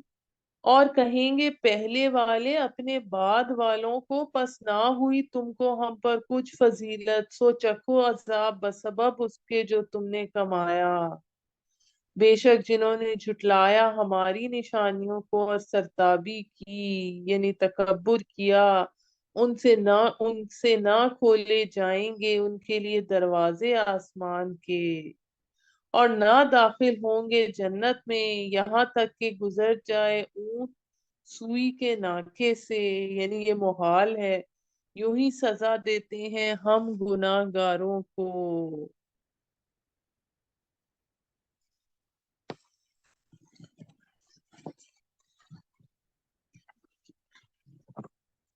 اب اس بات کو آپ اس طرح سمجھیے کہ بہت سے ایسے اشارات ملتے ہیں جن سے یہ پتہ لگتا ہے کہ جہنم اسی زمین پر برپا ہو. اور ابتدائی نزل مہمانی والی جنت بھی یہیں پر بسائی جائے گی، یعنی جو کہ قرآن میں سورہ انشقاق میں آتا ہے وَإِذَا الْأَرْضُ مُدَّتْ، کہ زمین کو معلوم ہی ہوتا ہے کہ زمین کو کھینچا جائے گا تو یہ پچک جائے گی، جیسے ربڑ کی گیند کو کھینچا جائے تو اندر سے پچک جاتی، زمین کے اندر سے سارا لاوا باہر نکل آئے گا جو جہنم کی یہ شکل اختیار کر لے گا۔ اور احادیث سے ہمیں کیا پتہ چلتا ہے کہ روز محشر میدان عرفات کو کھول کر وسیع کر دیا جائے گا، اور یہیں پر وہ حشر ہوگا، یہیں پر حشر ہوگا جس کے بارے میں سورہ فجر میں آتا ہے وَجَاءَ رَبُّكَ وَالْمَلَكُ صَفًّا صَفًّا، کہ پروردگار اپنی شان جلال کے ساتھ نزول فرمائیں گے، فرشتے فوج در فوج آئیں گے، یہاں حساب کتاب ہوگا، اہل بہشت کی ابتدائی مہمان نوازی ہوگی،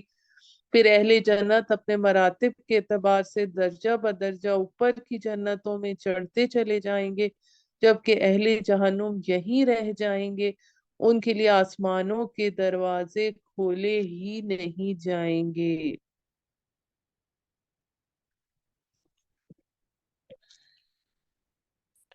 آیت نمبر 41،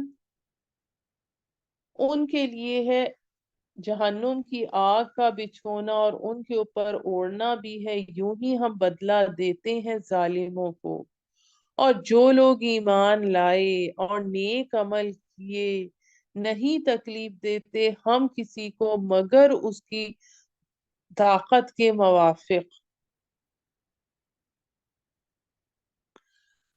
یہی ہیں جنت والے، اس میں وہ ہمیشہ رہیں گے، اور نکال دیں گے ہم جو ہوگی ان کے دلوں میں کدورت، ہم ان کے دلوں کو پاک کر دیں گے، ان کے جو غل جو کینے اہل ایمان کے بھی آپ کے بھی آپس میں غل اور کینے ہوتے ہیں تو ان کو نکال دیں گے، بہتی ہوں گے ان کے نیچے نہریں، کہیں گے سب تعریفیں اللہ ہی کے لیے ہیں جس نے ہمیں راستہ دکھایا اس مقام کا، اور نہ تھے ہم راہ پانے والے اگر نہ دیتا ہمیں اللہ ہدایت، بے شک آئے رسول ہمارے رب کے حق لے کر اور آواز دی جائے گی کہ یہی ہے وہ جنت کہ تم وارث بنا دیے گئے اس کے بسبب اعمال کے جو تم کرتے تھے، اور پکاریں گے جنت والے اہل دوزخ کو کہ بے شک پایا ہم نے جو وعدہ کیا ہم نے اپنے رب سے سچا، سو کیا پایا تم نے بھی جو وعدہ کیا تھا تمہارے رب نے سچا؟ وہ کہیں گے ہاں، تب پکارے گا ایک پکارنے والا فرشتہ ان کی کے درمیان کہ اللہ کی لعنت ان ظالموں پر جو روکتے تھے اللہ کے راستے سے لوگوں کو اور ڈھونڈتے ہیں اس میں کجی، یعنی جو نبی صلی اللہ علیہ وآلہ وسلم کی بات سننے لگتا اسے ورغلاتے، جس طرح آج کل بھی انسانوں میں بھی ایسے لوگ موجود ہوتے ہیں کہ کوئی دین کی طرف آنے کی کوشش کرتا ہے تو اسے مختلف طریقے سے ورغلاتے ہیں، یہ تمہارے فرقے کا نہیں ہے، تمہاری زندگی مشکل ہو جائے گی، اور ان دونوں کے درمیان ایک آڑ ہوگی، اور اعراف پر کچھ لوگ ہوں گے کہ پہچانیں گے ہر ایک کو ان کے چہروں سے۔ اب اعراف جو ہے سمجھے کہ ایک دیوار طرح کی چیز ہوگی، اور فصیلیں ہوں گی، ان پر جھروکے ہوں گے جن میں سے یہ جھانک رہے ہوں گے، جن کے اعمال نیکیاں اور بدیاں برابر ہوں گی وہ اعراف پر موجود ہوں گے، ایک طرف ان کے جنت ہوگی ایک طرف ان کے جہنم ہوگی، ان کو دونوں نظر آ رہے ہوں گے، اور وہ پہچانیں گے لوگوں کو ان کے چہروں سے اور پکاریں گے اہل جنت کو کہ سلامتی ہو تم پر، نہ داخل ہوں گے نہ داخل ہوئے ہوں گے وہ ابھی تک جنت میں مگر وہ آرزو مند ہوں گے، اور جب پھیری جائیں گی ان کی نگاہیں جانب اہل دوزخ کے تو وہ کہیں گے اے ہمارے رب نہ کر ہم کو ظالم لوگوں کے ساتھ شامل، اور پکاریں گے اعراف والے ان لوگوں کو جنہیں وہ پہچانتے ہوں گے ان کے چہروں سے، کہیں گے نہ کچھ کام آیا تمہارا جتھا اور جو تم تکبر کیا کرتے تھے، یعنی ابو جہل، ولید بن مغیرہ، ان سب کا جو حال ہو گیا، کیا یہ وہی ہے جن کے لیے تم قسم کھاتے تھے کہ نہ پہنچے گی ان کو اللہ کی رحمت؟ اب دوسری طرف وہ لوگ ہوں گے جنت میں، حضرت بلال ہیں، حضرت صہیب رومی ہیں، حضرت مقداد ہیں، داخل ہو جاؤ جنت، جن کے لیے وہ لوگ کہتے تھے ان کو کیسے کوئی رحمت مل سکتی ہے، داخل ہو جاؤ جنت میں، نہ کوئی خوف ہے تمہارے لیے اور نہ تم غمگین ہوں گے، اور پکاریں گے اہل دوزخ اہل جنت کو کہ بہاؤ ہمارے اوپر تھوڑا سا پانی یا اس میں سے جو روزی دی ہے کھانے کو تم کو اللہ نے، کہیں گے بے شک اللہ نے حرام کر دیا ہے ان چیزوں کو کافروں پر جنہوں نے بنایا اپنے دین کو کھیل اور تماشا، اور دھوکے میں ڈالا ان کو دنیاوی زندگی نے، یعنی دنیا کی زندگی کی چک و چوند، اس کی رنگینی اتنی ان پر غالب آ گئی، بس آج بھلا دیں گے ہم ان کو جیسا کہ انہوں نے بلایا آج کے دن کی حاضری کو، اور جیسا کہ وہ ہماری آیات کا انکار کرتے تھے، اور البتہ بھیجی ہے ہم نے ان کے پاس کتاب جس کو خوب کھول کر بیان کر دیا ہم نے علم کے ساتھ، ہدایت اور رحمت ہے ان کے لیے جو ایمان لاتے ہیں، کیا منتظر ہیں اس کی حقیقت ظاہر ہو جائے، جس دن ظاہر یعنی کہ واقعتاً عذاب آ جائے، جس دن ظاہر ہوگی اس کی حقیقت، کہیں گے وہ لوگ جو بھلا چکے تھے اس سے پہلے کہ آئے تھے ہمارے رب کے رسول حق لے کر، بھلا ہے کوئی ہمارے لیے سفارشی جو سفارش کرے ہماری، یا لوٹائے جائیں ہم تو ہم عمل کریں اس کے خلاف جو ہم کیا کرتے تھے، بلکہ نقصان کیا انہوں نے اپنا ہی، اور کھویا گیا ان سے جو وہ افطرا کرتے تھے۔ بے شک تمہارا رب اللہ ہی ہے جس نے پیدا کیا آسمان اور زمین کو 6 دن میں۔ اب اس میں ایک دن کتنا بڑا ہے ہمیں اس کا علم نہیں ہے، یہ متشابہات میں سے ہو سکتا ہے وہ ہر 1000 برس کا ایک دن ہو۔ پھر وہ متمکن ہوا عرش پر، استوا علی العرش کا جو آیا اس کے معنی، استوا کے معنی بلند ہونے اور ٹھہرنے کے۔ اب اللہ تعالیٰ کا وہ ٹھہرنا کس طرح ہے جو اس کی شان کے لائق ہے، اس کی کیفیت ہمیں معلوم نہیں ہے، یہ متشابہات میں سے ہے۔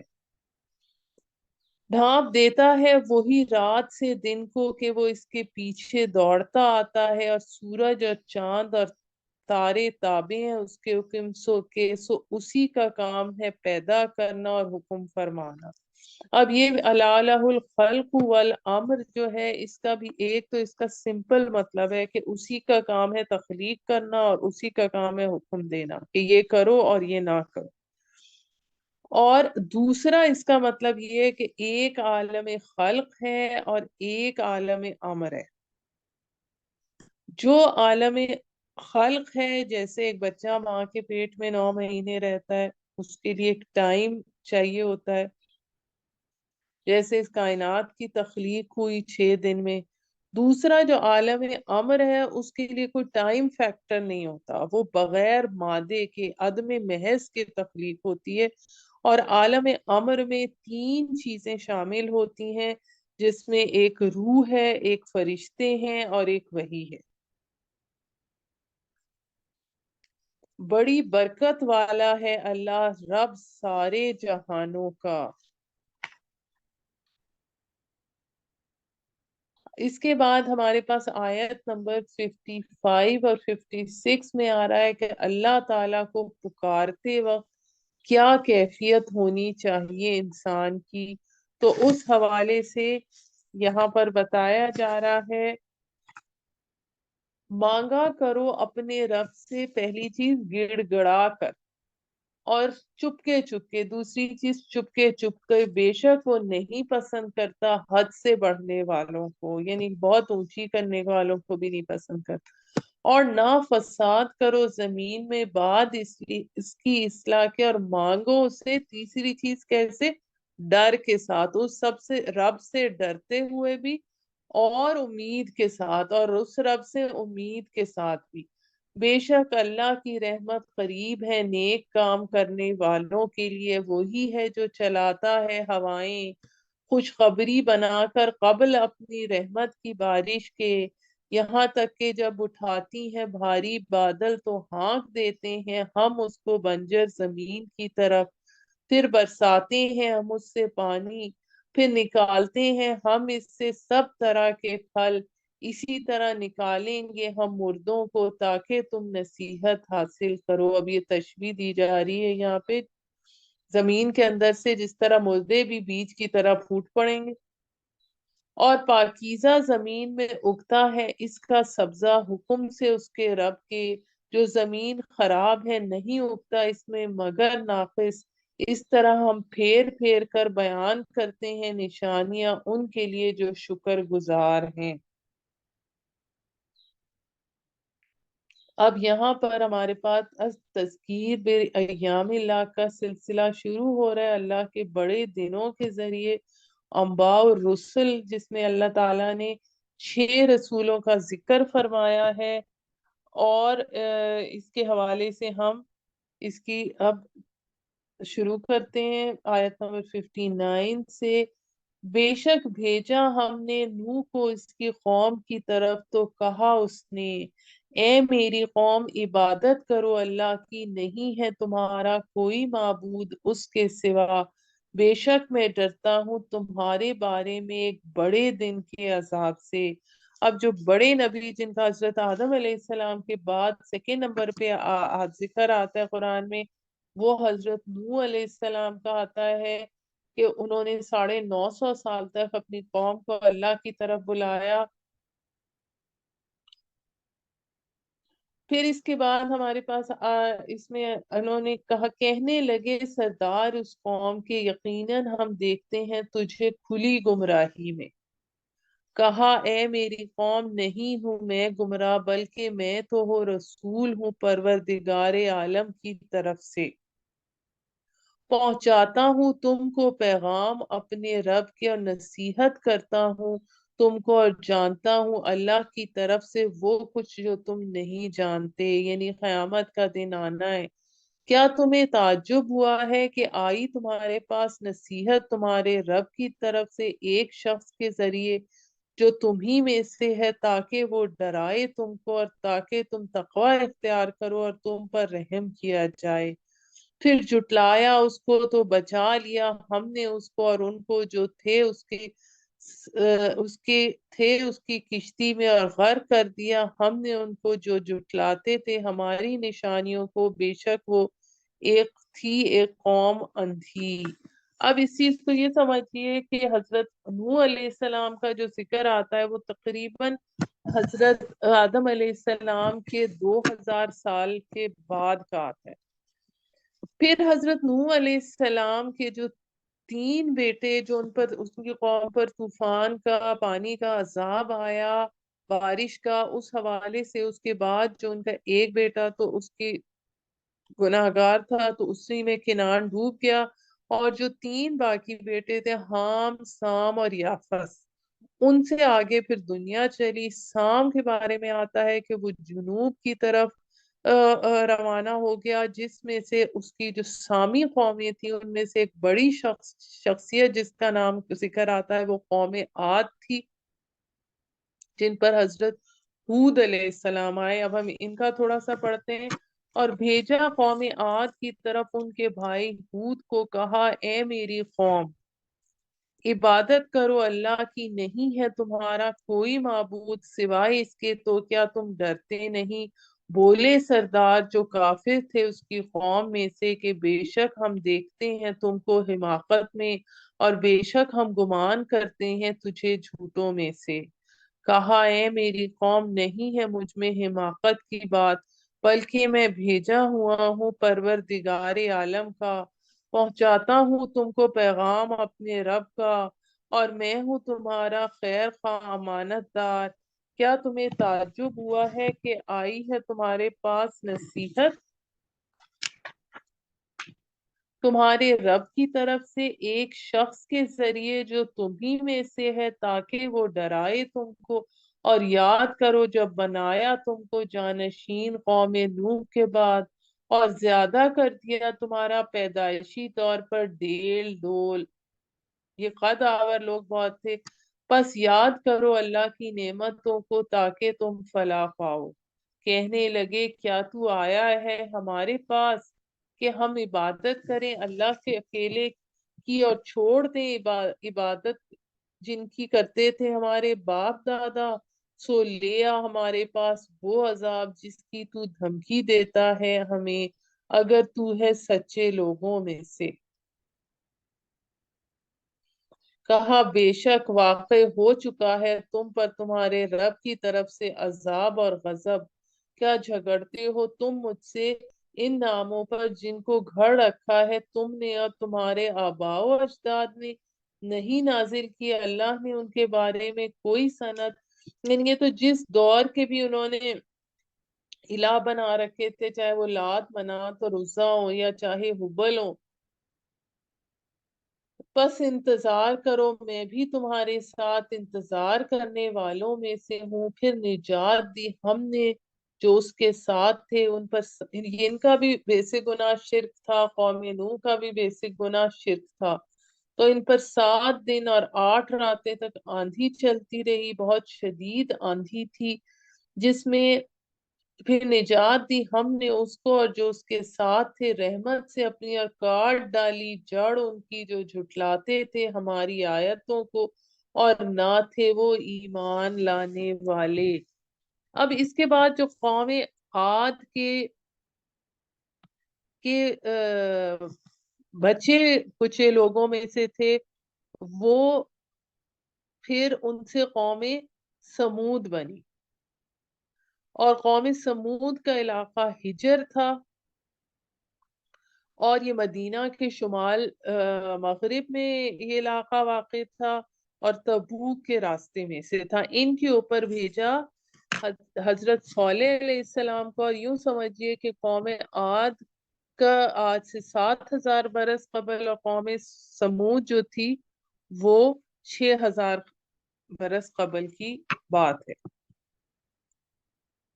پھر اس کے بعد ہم آگے آتے ہیں، قوم سمود کا پڑھتے ہیں۔ اور بھیجا سمود کی طرف ان کے بھائی صالح علیہ السلام کو، اس نے کہا اے میری قوم عبادت کرو اللہ کی، نہیں کوئی تمہارا معبود اس کے سوا،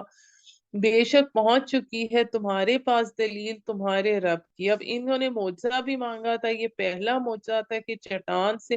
اونٹنی نکلے گی، اور پھر وہ اونٹنی، یہ اونٹنی اللہ کی تمہارے لیے نشانی ہے، لہٰذا اسے چھوڑ دو کہ چرتی پھرے زمین پر اللہ کی، اور مت ہاتھ لگانا اسے برے ارادے سے، ورنہ پکڑ لے گا تم کو دردناک عذاب۔ اور یاد کرو جب بنایا تم کو جانشین قوم عاد کے بعد، اور آباد کیا تم کو زمین میں، تعمیر کرتے ہو اس کی ہموار زمین میں محل، اور تراشتے ہو پہاڑ میں گھر، سو یاد کرو اللہ کی نعمتوں کو اور مت پھرو زمین میں فساد کرتے ہوئے۔ کہا سرداروں نے جو متکبر تھے اس قوم میں سے، ان لوگوں سے جو غریب اور ناتواں تھے، جو ایمان لا چکے تھے ان میں سے، کیا تم واقعی جانتے ہو کہ صالح بھیجا ہوا ہے اپنے رب کی طرف سے؟ انہوں نے کہا بے شک ہم اس پر جو وہ لے کر آیا ہے ایمان رکھتے ہیں۔ کہا ان متکبر لوگوں نے بے شک جس پر تم ایمان لائے ہو ہم اس کے منکر ہیں۔ پھر کاٹ ڈالا اونٹنی کو، اور سرکشی کی اپنے رب کے حکم سے، یعنی وہ اونٹنی اتنی اس قدر عظیم الجثہ تھی کہ جس جنگل میں چرتی دوسرے مویشی ڈر کر بھاگ جاتے، اور اپنی باری کے دن جس کنویں سے پانی پیتی وہ کنواں خالی کر ڈالتی۔ آخر میں لوگوں نے غصے میں آ کر اس کے قتل پر اتفاق کیا، اور قدار نامی ایک شخص تھا جس نے اس کی پونچھیں کاٹ ڈالی، اور پھر وہ لوگ مستحق عذاب ٹھہرے۔ تو پھر آتا ہے اور کہنے لگے اے صالح لے آ ہم پر وہ عذاب جس کی تو دھمکی دیتا ہے تو ہمیں، اگر تو ہے رسولوں میں سے۔ پس آ پکڑا ان کو زلزلے نے، پھر ہو گئے صبح کو اپنے گھروں میں اوندھے پڑے۔ پھر منہ پھیرا ان سے صالح نے اور کہا اے میری قوم، بے شک میں پہنچا چکا تم کو پیغام اپنے رب کا، اور خیر خواہی کی میں نے تمہاری، لیکن نہیں پسند کرتے تم خیر خواہ لوگوں کو، خیر خواہوں کو، اور بھیجا۔ اس کے بعد قوم لوط کا قصہ آ رہا ہے، اور بھیجا لوط کو جب کہا اس نے اپنی قوم سے۔ اچھا، اس میں آپ کو یہ بتاتی چلوں کہ اس میں حضرت لوط علیہ السلام جو تھے وہ حضرت ابراہیم علیہ السلام کے بھتیجے تھے۔ تو اس سے پہلے جو ہم نے حضرت نوح، حضرت ہود اور حضرت صالح کی جو قومیں پڑھی، یہ سب پری ابراہمک تھیں، اور اب جو یہ حضرت ابراہیم علیہ السلام کے ٹائم کے حضرت لوط تھے، اور پھر اس کے بعد پھر حضرت شعیب علیہ السلام کا قصہ آ رہا ہے۔ تو ہم یہاں سے پڑھتے ہیں آیت نمبر 80 سے، اور بھیجا لوط علیہ السلام کو جب کہا اس نے اپنی قوم سے کیا تم کرتے ہو ایسی بے حیائی کہ نہیں کیا اس کو تم سے پہلے کسی نے جہان والوں میں سے۔ تم آتے ہو مردوں کے پاس شہوت رانی کے لیے عورتوں کو چھوڑ کر، بلکہ تم تو لوگ ہو حد سے گزرنے والے۔ اب یہ جو تھے ان کی دو دو بستیاں تھیں ڈیڈ سی کے کنارے، یہ سدوم اور عمورہ کے نام سے یہ بستیاں تھیں، اور ان کو حضرت لوط علیہ السلام نے ان کی اصلاح کرنے کی کوشش کی کہ ان کو گندے، خلاف فطرت اور بے حیائی کے کاموں سے باز رکھیں، اور نہ تھا جواب اس کی قوم کا سوائے اس کے کہ وہ کہنے لگے نکال دو ان کو اپنی بستی سے، یہ وہ لوگ ہیں جو پاک بننا چاہتے ہیں۔ یعنی کہ جو گے میرجز، ہومو سیکشوالٹی، اس حوالے سے قرآن مجید میں بار بار یہ اس بارے میں تنبیہ آئی ہے قوم لوط کے حوالے سے۔ پھر نجات دی ہم نے اس کو اور اس کے گھر والوں کو سوائے اس کی عورت کے جو تھی بوجہ بدعمالی کے پیچھے رہ جانے والوں میں سے، اور برسائی ہم نے ان پر پتھروں کی بارش۔ پھر دیکھو کیسا ہوا انجام گناہ گاروں کا، بھی پتھروں کی بارش بھی تھی اور زلزلہ بھی تھا۔ حضرت جبرائیل علیہ السلام نے اپنے پر اٹھا کر ان بستیوں کو پلٹ دیا تھا۔ پھر اس کے بعد ہمارے پاس حضرت شعیب علیہ السلام کا قصہ آتا ہے۔ ان کے علاقے کا نام مدین تھا، اور بھیجا مدین کی طرف ان کے بھائی شعیب علیہ السلام کو۔ اس نے کہا اے میری قوم، عبادت کرو اللہ کی، نہیں تمہارا کوئی معبود اس کے سوا، بے شک پہنچ چکی تمہارے پاس دلیل تمہارے رب کی، لہذا پورا کرو ناپ اور تول، اور نہ گھٹا کر دو لوگوں کو ان کی چیزیں، اور نہ فساد برپا کرو زمین میں ان کی اصلاح کے بعد۔ اب وہ جو پری ابراہمک تھی ان میں تو صرف شرک تھا، اب ان میں دوسرے گناہ بھی آتے جا رہے ہیں جو بعد کی قومیں تھیں۔ یہ لوگ رازدن غارت کر بھی تھے، راستوں پر بیٹھ کر لوگوں کو ڈراتے تھے کہ اگر تم ہمیں مال نہیں دو گے تو ہم تمہیں قتل کر دیں گے، اور اس کے علاوہ ناپ تول میں بھی کمی کرتے تھے۔ پھر آیت نمبر 86 میں آتا ہے اور نہ بیٹھا کرو ہر راستے پر کہ ڈراؤ اور روکو اللہ کے راستے سے اس کو جو ایمان لائے اللہ پر، اور ڈرو اور ڈھونڈو اس میں کجی، اور یاد کرو جب تم تھے تھوڑے پھر بہت بڑھا دیا اس نے تم کو، اور دیکھو کیسا ہوا انجام فساد کرنے والوں کا۔ اور اگر ہے ایک گروہ تم میں سے جو ایمان لاتا ہے اس پر کہ بھیجا گیا ہوں میں جس کے ساتھ، اور دوسرا گروہ نہیں ایمان لاتا، تو صبر کرو یہاں تک کہ فیصلہ کر دے اللہ ہمارے درمیان، اور وہی ہے بہتر فیصلہ کرنے والا۔ اب اس کے آگے جو قوم شعیب کا باقی جو قصہ ہے وہ انشاءاللہ کل کو ہم 9ویں پارے میں پڑھیں گے، سبحان ربک رب العزت عما یصفون وسلام علی المرسلین والحمد للہ رب العالمین صدق اللہ العظیم.